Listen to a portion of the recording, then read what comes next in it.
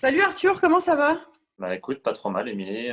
J'espère que toi aussi, si tu es à Paris.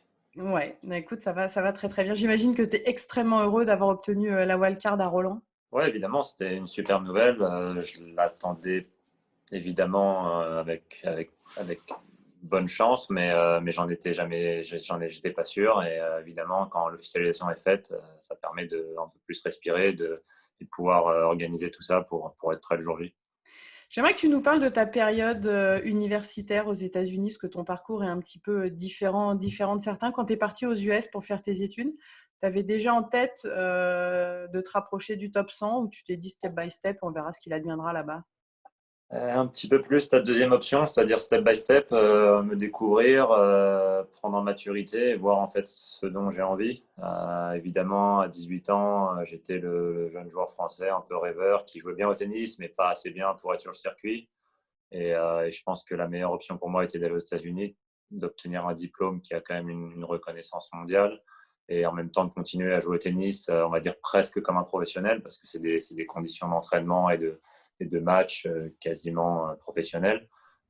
Donc évidemment, s'éloigner un peu du circuit ATP, mais toujours garder un pied dedans. Et puis voir avec la maturité, au bout de 4 ans, comment je me sens, quelle est ma motivation. Et si j'ai progressé aussi, évidemment, dans tous ces secteurs, pourquoi pas me lancer dans le circuit. Et c'est ce que j'ai fait. Après, tu es rentré en France. Comment ça s'est Mhm. passé justement le retour? Est-ce qu'à un moment donné, tu t'es dit, tiens, je vais rester un peu aux US ou dans ta tête, je finis mon cursus universitaire et je rentre à la maison? Non, dans un premier temps, je voulais rester aux États-Unis. Après, c'était compliqué avec le visa là-bas, joueur professionnel. Tu peux l'obtenir plutôt, on va dire, assez facilement, même si c'est jamais facile là-bas, mais assez facilement dans le sens où je pense qu'à partir de 300e mondial ou quelque chose comme ça, tu as un visa de joueur professionnel, peu importe le sport. Mais dans le cas du tennis, c'est environ autour des 300 où tu peux obtenir un visa professionnel qui te permet de rester dans le pays. Mais pour moi, je commençais un peu de zéro, donc c'était compliqué. Et puis ça coûte quand même très cher là-bas.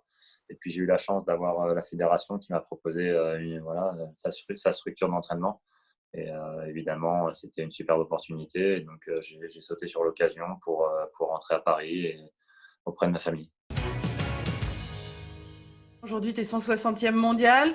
Tu n'as pas de match sur le circuit ATP. Tu as deux titres de challenger. Tu as 5 ITF. Là, tu vas faire tes débuts à Roland-Garros. Justement, comment tu vas l'aborder? C'est quoi? C'est un premier petit rêve? Tu es en train de te dire quoi? C'est une première belle étape dans ta carrière? Ah, évidemment, oui, c'est une première très très belle étape. Après avoir gagné un challenger, puis deux, c'est sûr que c'est des étapes progressives. Là, je rentre un peu dans le grand bain. Un match en 5-7, possiblement 5-7, c'est jamais facile à aborder ou à se préparer. Donc évidemment que j'aurais envie de très très bien faire. Maintenant, on verra le jour J. J'espère être prêt le moment convenu et voilà, donner le meilleur de moi-même. Afin de mieux te connaître, est-ce que tu pourrais nous donner en toute objectivité ta qualité? Une de tes qualités, tu en as peut-être plusieurs. Tennistique ou en tant que personne? Ah, on l'avait pas faite celle-là encore. Non, en tant que personne. En tant que personne,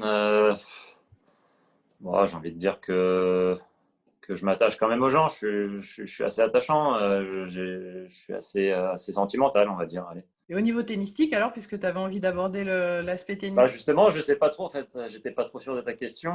Point de vue tennistique, je pense que je lâche rien et ça je pense que c'est une qualité aussi. Je me rapp- enfin, ouais, j'essaie vraiment de jamais rien lâcher.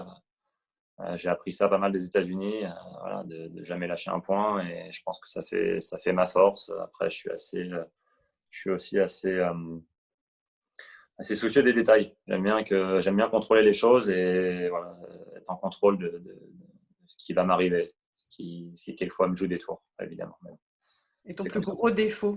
Gros défaut, mais qui est aussi une qualité, peut-être du coup forcément, peut-être perfectionniste, parce que quand ça va pas forcément dans mon sens aussi, je peux sortir du truc. C'est une qualité, mais un défaut aussi. On en parle souvent avec mon entraîneur. Il faut que j'arrive à faire la part des choses là-dessus. Défaut, ouais, je suis jamais vraiment satisfait de moi-même, quoi. C'est comme ça. Écoute, j'espère que tu seras satisfait après notamment le premier tour de Roland Garros, voire plus, si, si ça te, J'aimerais bien. si ça te sourit cette année. Merci beaucoup, Arthur, et on se Pas revoit de très souci, vite. Émilie. Et de loin, Merci à on toi. verra de loin. De Distanciation loin. oblige. On verra de loin. Allez. Allez, ciao, merci bien. Salut, Émilie.